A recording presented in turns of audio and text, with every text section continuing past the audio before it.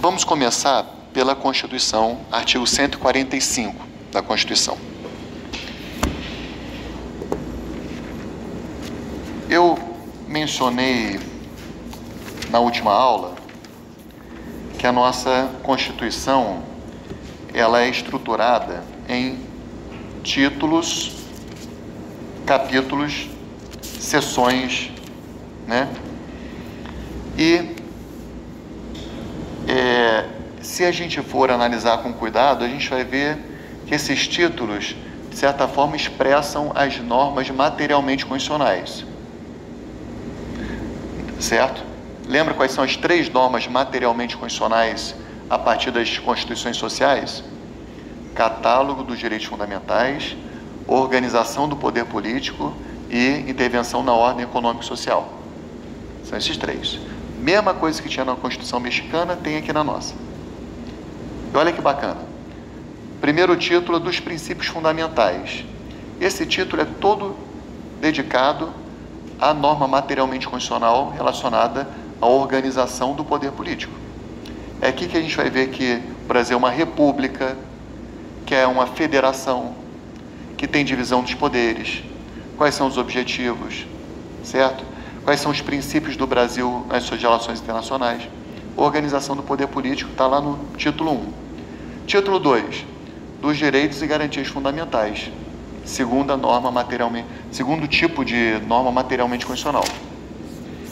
Aí o título 3 vai falar da organização do poder político, mas na sua organização territorial, né? União, estados, municípios, como é que se organiza o poder político.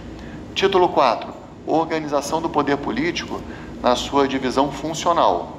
Estados, quer dizer, poder executivo, judiciário, tudo é norma materialmente constitucional.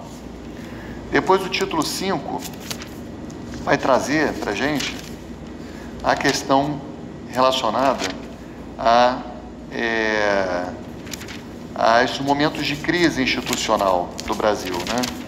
Então, o estado de sítio, o estado de defesa, como o Estado vai se comportar nessas situações, também é organização do poder político. Eu vou pular o título 6, que é o que é mais importante para a gente, e o título 7, olha como é que ele é da ordem econômica. Está vendo? É norma materialmente constitucional, intervenção do Estado na ordem econômica. Título 8, da ordem social, intervenção do Estado na ordem social, norma materialmente constitucional.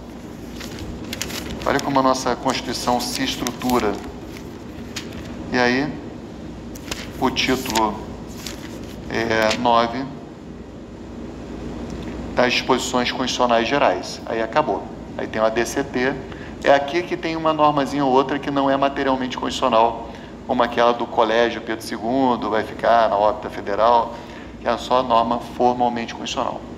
Eu só pulei o título 6, não foi? Que é o que trata da tributação e do orçamento. Que é aquilo que vai permitir que o Estado possa se organizar e promover os direitos fundamentais, bem como intervir na ordem econômica e social. É justamente o tributo, né? É a parte de tributação, orçamento, finanças, que vai permitir que ele tenha recursos para fazer isso. Esse título 6, que começa lá no artigo 145, é da tributação e do orçamento. É um título que se subdivide em 2 capítulos. Capítulo 1, do Sistema Tributário Nacional. Capítulo 2, das Finanças Públicas. Capítulo 2, Direito Financeiro. Tá? Artigo 163, é matéria de Direito Financeiro e Tributário 1. Título 2, capítulo 1, do Sistema Tributário Nacional. Bom, vamos lá. Vamos fazer que nem os positivistas fazem, tá? Às vezes eu utilizo ferramentas positivistas. Vamos estudar cada palavrinha. Então, Sistema Tributário Nacional. Esse é o nosso capítulo. O que é sistema? Sistema é um conjunto organizado de elementos. Isso é um sistema, tá? Conjunto organizado de elementos. Isso é um sistema. Só que eu estou diante de um sistema tributário. Então, esses elementos são os tributos. Então, o sistema tributário é um conjunto organizado de tributos. Só que é um sistema tributário nacional. A palavra nacional é sinônimo de federal? Não. Nacional se refere às coisas da União, dos estados e dos municípios. Então, é um conjunto organizado de tributos federais, estaduais e municipais. Tá? O que é um sistema tributário nacional? Conjunto organizado de tributos federais, estaduais e municipais. Tudo bem? Apenas com essa palavra sistema, eu já sou capaz de dizer para vocês que qualquer proposta de tributo único no Brasil é inconstitucional. Porque o sistema é um conjunto de elementos, certo? Então, toda campanha para presidente aparece um candidato que propõe um tributo único no Brasil. Da última campanha foi a candidata que disse que ia virar uma onça no debate. Qual é o nome dela mesmo? Bom, esqueci o nome dela. Então, ela propunha, e falava isso. Isso não é compatível com a nossa Constituição. Desde 1989 eu acompanho campanhas, tá? E, na época, quem propunha isso era o Caiado, hoje governador de Goiás, na campanha contra o Collor. Uma campanha muito interessante, com várias... Tinha Collor, tinha Lula, tinha Ulisses Guimarães, tinha um Caiado que propunha isso, tá? Bom, não é compatível com a Constituição essa ideia. Tributo único, porque nós temos um sistema. Esse sistema, pessoal, tem quatro características. É um sistema rígido. Eu vou falar uma por uma e explicar, tá? Querem que eu fale as quatro primeiros? Vamos lá. Ele é rígido, misto, racional,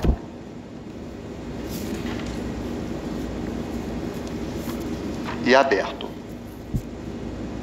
Rígido, misto, racional e aberto. O que significa dizer que o sistema tributário nacional é rígido? Aqui, a doutrina utiliza a mesma classificação que utiliza para a Constituição, né?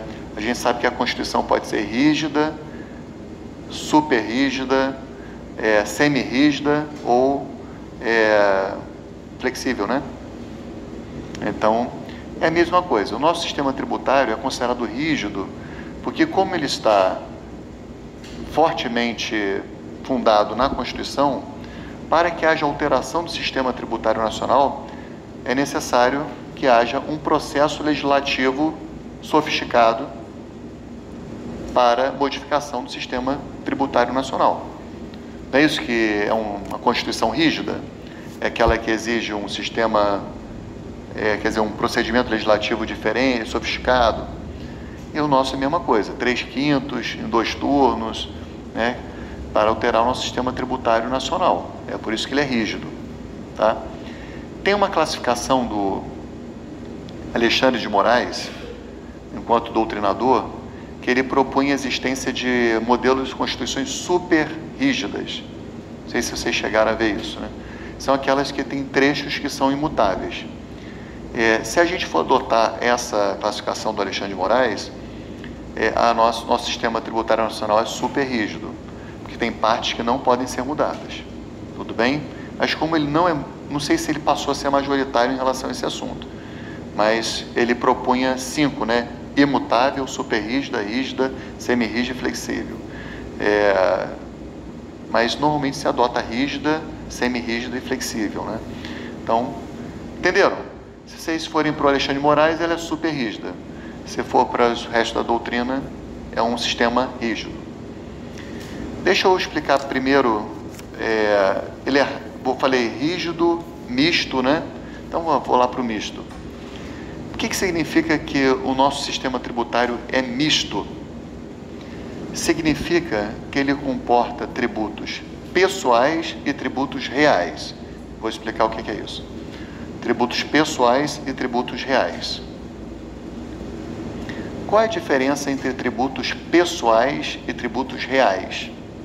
A gente vai tratar disso ao longo do nosso curso, só vou dar uma palhinha, tá? Tributo pessoal é aquele que olha para elementos da pessoa do contribuinte. Certo? Ele olha para a pessoa do contribuinte. Exemplo, um imposto de renda de pessoa física, ele olha para a pessoa do contribuinte. Como é que eu sei que ele olha para a pessoa do contribuinte? Eu quero que vocês imaginem o professor Marco Antônio aqui do meu lado, certo? O professor Marco Antônio, ele é procurador do município do Rio de Janeiro. Eu sou procurador do município do Rio de Janeiro. Ele é professor da UF, eu sou professor da UF. Então nós temos, em tese, claro que ele é mais antigo, tem mais tempo de serviço, isso impacta na remuneração, mas vamos abstrair isso. Em tese nós recebemos exatamente a mesma remuneração mensal. Tudo bem? Só que o imposto de renda vai olhar para a pessoa do contribuinte, é um imposto pessoal. Ele vai ver assim, o Rodrigo tem 4 filhos, o professor Marco tem 2 filhos, Francisco e Júlia, se não me engano. O Rodrigo gasta mais plano de saúde com os filhos. O professor Marcos gasta um pouco menos. O Rodrigo tem mais despesa com escola, 4 escolas. O professor Marcos um pouco menos. Então, o imposto de renda, ele permite que aspectos pessoais da minha vida, da vida dos contribuintes, sejam levados em consideração na hora de calibrar a tributação. Isso é um imposto pessoal, certo? Então, por exemplo, vamos supor que eu, teoricamente, por conta disso, pagaria menos. Mas o professor Marco Antônio teve que fazer um tratamento dentário. Ele gastou uma fortuna com o dentista, que é um aspecto pessoal. Isso não aconteceu não, estou dando um exemplo. Aí, gastou muito mais em saúde do que eu e toda a minha família. Ele pôde abater do imposto de renda dele, certo? E aí, com isso, vai pagar menos que eu. Entenderam? O imposto pessoal, ele olha para aspectos da vida do contribuinte. O imposto real não está nem aí para a vida do contribuinte. Lembra, real vem do latim res. O que é res? Coisa. Ele olha para as coisas do contribuinte. Exemplo. A gente vai voltar com esse exemplo algumas vezes ao longo do nosso curso. Imaginem uma senhora que não tem herdeiros e mora numa cobertura na praia de Caraí. Cobertura avaliada em 10 milhões de reais. É vizinha de um desembargador, certo? São 2 por andar, todos de frente para o mar, cada um vale 10 milhões. O desembargador e sua família e essa senhora viúva sem filhos. E aí, essa senhora todo dia desce para fazer as compras dela, lá comprar uma frutinha, comprar um legume, e existe um morador de rua que mora na marquise do prédio dela. Sempre que ela passa, o morador de rua, bom dia, tudo bem? A senhora quer que eu ajude a levar as compras? Quer que a senhora precise de alguma coisa? E ela vai desenvolver uma amizade com esse morador de rua. E deixa um testamento para ele. Ela morre, quando abre um testamento, a cobertura é do morador de rua. E ele se muda para lá, passa a ser vizinho do desembargador, beleza? Está na cobertura, com piscina, 5 quartos, vista para a Praia de Caraí, tá? E chega o carnê do IPTU. O IPTU em Niterói é 1% do valor, acho que é 1% do valor de mercado do imóvel, chama valor venal. Chegou o carnê do desembargador, 1% de 10 milhões, dá 100 mil reais. Chegou o carnê do novo proprietário, 100 mil reais para ele pagar de IPTU. Certo? Ele pode dizer, poxa, mas eu não tenho dinheiro para pagar? Não. IPTU é um imposto real. Ele olha para a coisa. Certo? Ele já exteriorizou a capacidade contributiva de ser um proprietário de uma cobertura. Certo? Então, nenhum aspecto pessoal vai fazer com que ele deixe de pagar os 100 mil reais ou tenha que dar um jeito de vender o apartamento e ir para um outro lugar. Tudo bem?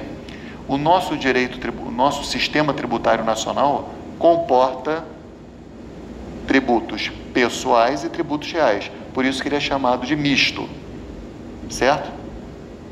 Bom, ele é um sistema tributário nacional, falei racional, né? Racional. Me parece que essa classificação é completamente equivocada, tá? Por quê? Porque na própria essência do conceito de sistema já traz a racionalidade. Não falei que sistema é um conjunto organizado de elementos? Se é organizado, já é racional. Mas a nossa doutrina diz que o nosso sistema tributário é racional. E por que ela chama nosso sistema tributário de racional? Porque nosso sistema tributário ele é montado de uma forma que os tributos são distribuídos para os entes federativos de acordo com algum tipo de racionalidade que envolve a própria característica daquele ente federativo. Então, por exemplo, faz sentido que o ITR, com o Imposto Territorial Rural, seja da União. Por quê? Porque não é incomum a existência de fazendas que estão localizadas em mais de um município ou até em mais de um estado. Eu fiz um inventário uma vez de uma fazenda que ela estava parte no estado do Rio e parte no estado de Minas. Entendeu? Já, por exemplo, os imóveis residenciais urbanos, comerciais, normalmente ficam dentro do mesmo município. Então é razoável dar o IPTU para os municípios. Certo? É razoável, por exemplo, dar o ICMS para os estados. Por quê? Porque a circulação de mercadorias muitas vezes acontece entre municípios. Então, existe uma organização racional da distribuição dos tributos. Essa é a ideia de ser sistema racional. E, finalmente, ele é um sistema aberto. Por quê? Porque as regras de direito tributário não estão encerradas, né? Não estão restritas ao capítulo 1 do título 6. Nesses artiguinhos aqui, a partir do 145, você encontra regras de direito tributário em toda a Constituição, como o exemplo que eu dei no começo da aula, regra de imunidade tributária para hipossuficientes, lá no artigo 5º da Constituição. No final da Constituição também tem vários artigos sobre contribuições para o custeio da Seguridade Social. Então você tem normas tributárias espalhadas por toda a Constituição. Por isso, nosso sistema tributário é aberto. Tudo bem?